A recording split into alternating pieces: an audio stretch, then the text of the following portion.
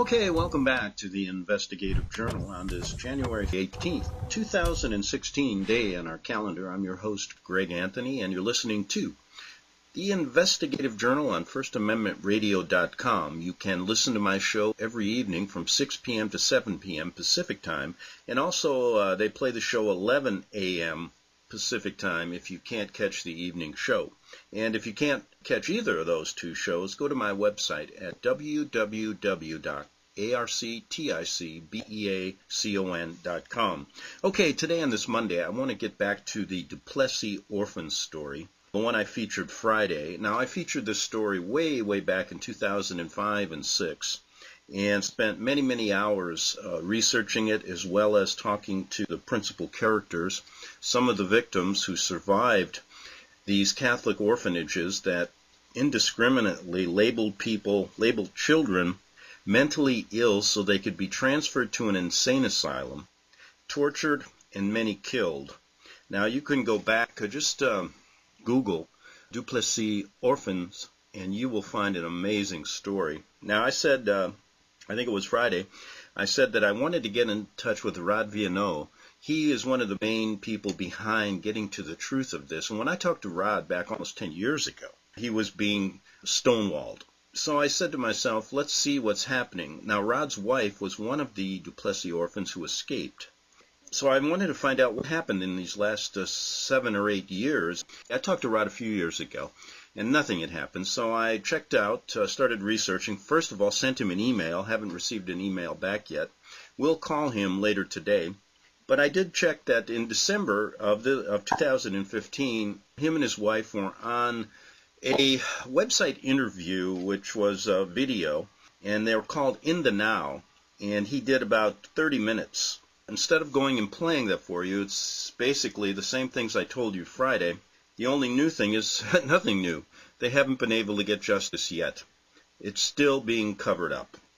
So please go to the Duplessis orphan story. Now, I tried to compare this to the Alamo ministry story, where we have showed that Tony Alamo has been framed and put in jail for 175 years on bogus child abuse charges, as well as children being taken from this Christian ministry. Now, it just so happens this ministry had sent out millions and millions of brochures talking about the Vatican the way we do on this show, talking about them as the Antichrist in the book of Revelations, explained in the book of Revelations, as well as their intrigue throughout the years, working behind the scenes with the Jesuit order to bring about a one-world government, a one-world order. So I had said many times, this is the reason why this ministry has been targeted.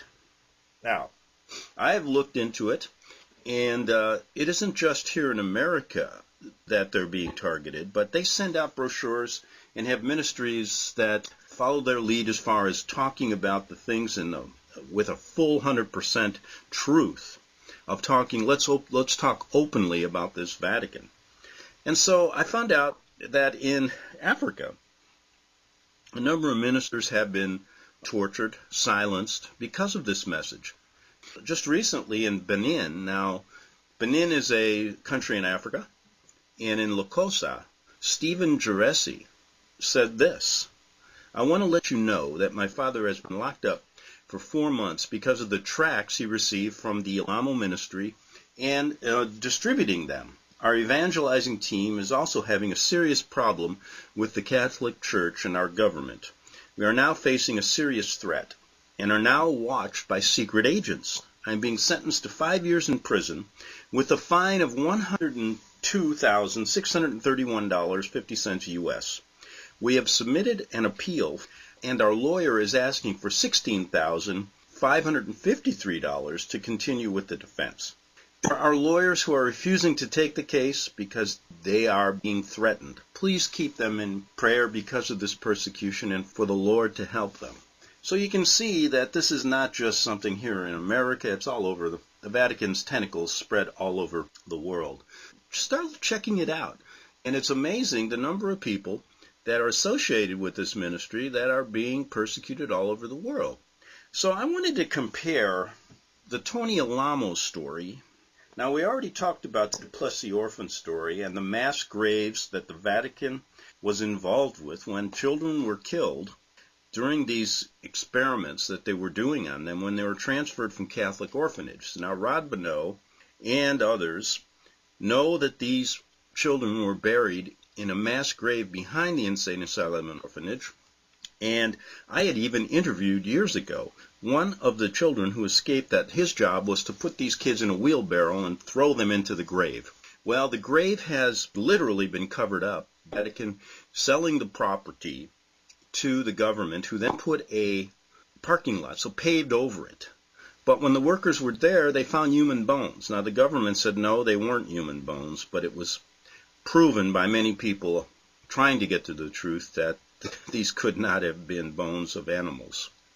So we know the Vatican is involved in that. Now compare that to what Tony Alam, none of the people have ever been prosecuted for this case. None of the nuns, none of the priests involved, none of the doctors, none of the government officials on both the American and the Canadian side of the border. And we're talking about maybe thousands of deaths. But this is just the tip of the iceberg, folks. Now, they have put Tony Alamo away on bogus child abuse charges. There were no killings. There wasn't even child abuse proven. And then the 4 or 5 girls, over the number of years, they've been after him for 40 years. Many of them even recanted and said they were coerced into this testimony. Then they started to take away children when no child abuse was found, children at the ministry who were there with their parents. And still to this day, they're in state custody. And then they're trying to take away their property. Now compare this to the Duplessis orphan story, the Vatican's involvement. Why don't they get prosecuted? Well, let's go one step farther. Let's look at this thing all over the country. Now, just recently, this article appeared, and it appeared in Ireland, and I'm going to go to a blog who talks about it, then we're going to go to the story, and you're going to see how amazing this really is. How, if you don't get that these people are covering, they have connections to all the governments in the world, and if you look at the Vatican, that is, there are over 200 concordats with the governments, and concordat meaning a legal document that gives them advantages.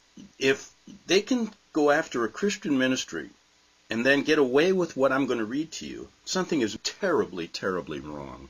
Now, please, somebody else do a video on this one.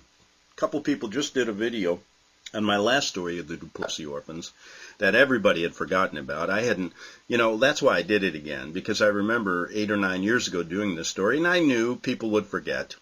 But I'm just trying to make the comparison now, and it's very good that I do that in relation to showing you how they're trying to bring down any kind of small Christian ministry that talks against the Vatican, or tells the truth like we do on this radio show.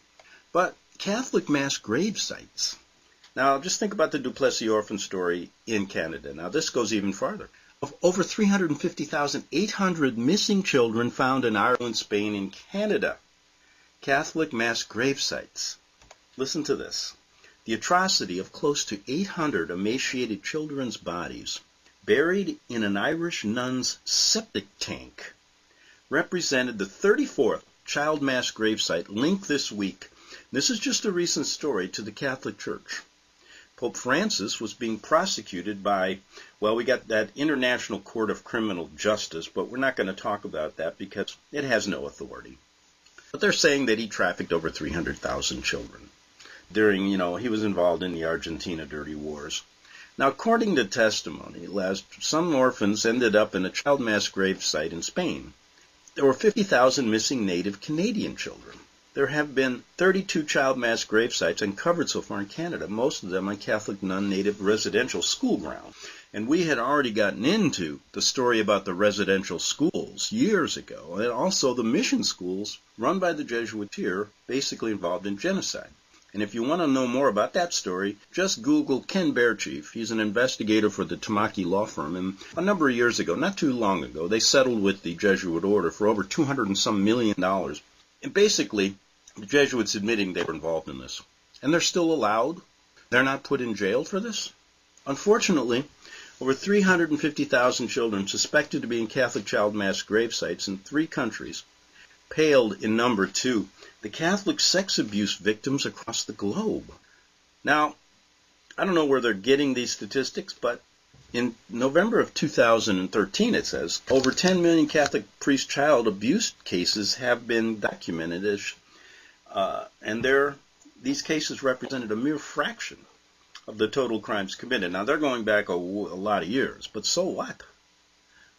Only an estimated 10% of the sex abuse victims were thought to speak out about their sex abuse, and just 10% of these cases saw the inside of a courtroom. Now, just think about this. And we're going to get back to this in a second. But we're going to go to an article that appeared recently, and it said this: 796 Irish orphans buried in mass grave near Catholic orphanage. Orphanage septic tank was converted to serve as a body disposal site. The Catholic Church in Ireland is facing fresh accusations of child neglect after a researcher found records for 796 young children believed to be buried in a mass grave beside a former orphanage for the children of unwed mothers. The researcher, Catherine Corliss, says her discovery of child death records at the Catholic nun-run home in Tuam County, Galway, suggests that a former septic tank filled with bones is the final resting place for most, if not all, the children. Church leaders in Galway, Western Ireland, said they had no idea so many children who died at the orphanage had been buried there, and said they would support local efforts to mark the spot with a unique plaque listing all the children. Well, isn't that nice of them? County Galway death records showed that the children, mostly babies and toddlers, died often of sickness or disease in the orphanage during the 35 years it operated from 1926 to 1961. The building, which had previously been a workhouse for homeless adults, was torn down decades ago to make way for new houses. In 1944, government inspection records evidence of malnutrition among some of the 271 children then living in the Tuam orphanage, alongside 61 unwed mothers. The death records cite sicknesses, diseases, deformities, and premature births as causes. This would reflect in Ireland that in the first half of the 20th century had one of the worst infant mortality rates in Europe, with tuberculosis on the rise. If there wasn't some foul play going on, why would they bury them in a septic tank? Susan Lohan, director of the Adoption Rights Alliance, told CBC Radio's As It Happens that the deaths were preventable and were likely brought on by babies not being allowed to breastfeed. Lohan said the orphanage was known as, quote, the home, and was designed to incarcerate unwed pregnant women and their children who were deemed to be a risk to public morality. Now, if you can't see, what I'm trying to get at here is the enormous amount of abuse, killings, torture going on behind the scenes with protection from local governments, state governments, country governments around the world who never bring the culprits to prosecution. But in turn, they will go after a minister in Africa who wants to tell the truth, passing out information about these people. And that's what they did to Tony Alamo here in this country. Now, I say we ought to, at this particular moment, demand that this man be taken out of jail, Tony Alamo, and also the people in Africa to get behind that man who's now facing 5 years in jail for just expressing his First Amendment rights. Not only doing that, but how much information do people need to know what this organization, I say the Vatican, and those who work with them are all about? Now, these orphans, just these 796 orphans in Ireland were denied a Christian burial. Elderly locals recalled that the children attended a local school but were segregated from other pupils until they were adopted or placed around 7 or 8 into church-run industrial schools that featured unpaid labor and abuse. In keeping with Catholic teaching, such out-of-wedlock children were denied baptism and, if they died at such facilities, Christian burial. It is well documented that throughout Ireland in the first half of the 20th century, church-run orphanages and workhouses often buried their dead in unmarked graves and unconsecrated ground, reflecting how unmarried mothers, derided as fallen women in the culture of the day, typically were ostracized by society, even their own families. Records indicate that the former Tuam workhouse's septic tank was converted specifically to serve as a body disposal site for these kids. Now, bones were discovered in 1975, just like they were discovered in Canada only about 10 years ago. Tuam locals discovered the bone repository in 1975 as cement covering the buried tank was broken away. Before Corliss's research this year, they believed the remains were mostly victims of the mid-19th century famine that decimated the population of Western Ireland. Now, I wonder who was behind that. Respectful of the unmarked grave in their midst, residents long have kept the grass trim and built a small grotto with the statue of the Virgin Mary. What a bunch of you-know-what this is.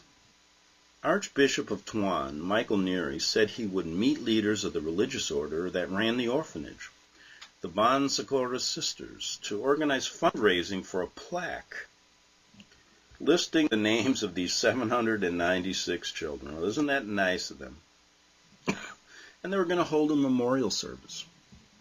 Corliss and other Tuam activists have organized a children's home graveyard committee that wants not just a lasting monument to the dead, but a statue, a state-funded investigation and excavation of the site. We'll see if that ever gets done.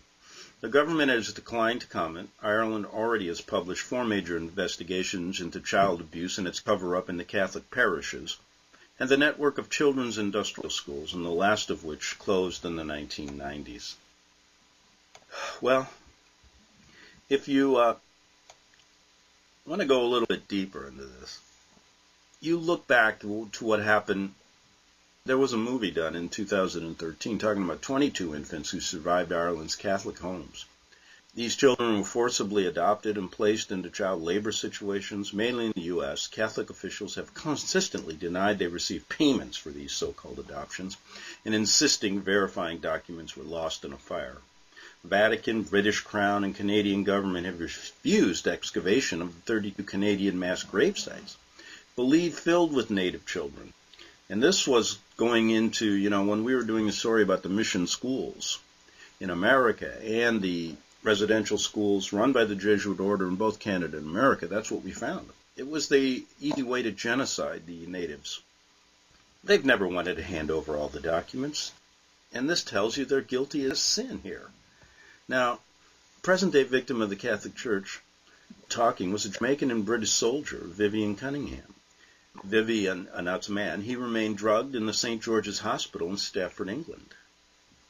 And people come forward, just like Rod Vinot did on my show 6 years ago, Pierre Sampson, also the man who survived those atrocities going on with the Duplessis Orphans, whose job was to take these children and put them in a mass grave. All of this comes to light. None of the perpetrators ever go to jail. And now these this Vatican has systematically protected predator priests, allowing tens of thousands of children to be abused. A United Nations committee reported directly after Pope Francis became pontiff. In May, the United Nations Committee Against Torture gave the Vatican 1 year to demonstrate their commitment to recommendations made in their latest UN report on crimes against children by the Catholic Church. Now, it is like if the UN is prosecuting, you think anything is going to happen. They all work together. This is all just window dressing. Now, what is going to make a difference here? The difference is that you have to understand the double standard going on here. Now, do you ever see any Hollywood movies done on the Duplessis orphans? That would make a very good documentary. But anything that implicates the Vatican to any of this stuff, you can go back to all the movies done on what was going on with the natives in the 1800s, and none of this stuff ever gets covered properly, showing you how they control things. Who owns the History Channel? And people think they know the truth? This is just the tip of the iceberg, folks. The stories that I'm giving you here I could imagine what really went on and what's going on right as we speak today. Now, we know behind the scenes that the Vatican needs to basically come clean, but they're never going to do that. And guess who takes all the heat all the time? That's why these government officials get paid so well. They are to deflect any kind of criticism that goes towards Rome. Now, I would gather to say that the Vatican institution, knowing how its tentacles really work, and all of these concordance with God, we are the richest organization in the world. That's why these government officials protect them. That's why this is the New World Order can never be attained without the Vatican. And until people start realizing this, my hope is that we can delay it, because the Bible never really says when the end of the world is coming, so to speak. So maybe it is our role to delay this. Maybe we're delaying the inevitable. But by delaying the inevitable, more people can understand the truth and maybe see the right way to go. So I hope you look deeper into the Duplessis orphan story. I'm going to try, like I said, to get a hold of Rod Viano, who has been on my show years ago, and maybe bring him back and he can talk again. But I listened to an interview he just did with his wife, who speaks in French, and nothing has changed outside of the fact that he's still trying to get justice. The government is still, and the Vatican are still blocking it. So don't believe anything those people tell you when it comes to, oh, they're trying to get to the truth through the UN. They've had every opportunity, and all they want to do is cover it up. And they literally have covered up millions of children's graves. And we'll be back again tomorrow, Tuesday, on the Investigative Journal here on FirstAmendmentRadio.com. And make sure you go to my website, www.arcticbeacon.com. Have a good evening and see you tomorrow.